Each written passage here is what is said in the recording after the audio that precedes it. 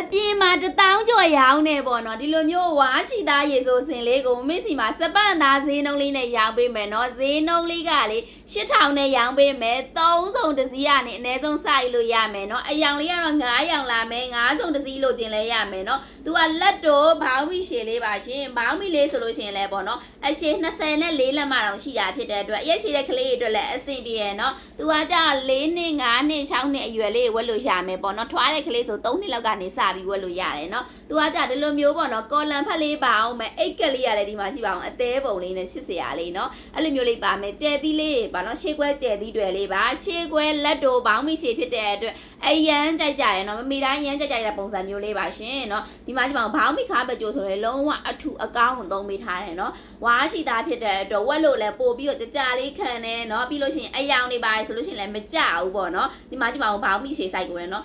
အပွင့်ဟိုမှာလုံးဝရေဆိုမှအပွင့်နှစ်လောက်သုံးပေးထားတာပါရှင်နော်အရန်လာမယ်အယောင်လေးတွေကကြာဒီမှာကြည့်ပါအောင်နော်ဒီမှာကြည့်ပါအောင်အယောင်လေးတွေလုံးဝပယ်အောင်မရှိဘူးနော်အယောင်လေးတွေက9ရောင်လာတယ်3စုံတစ်စီး9စုံတစ်စီးအနည်းဆုံးယူလို့ရပါတယ်ရှင်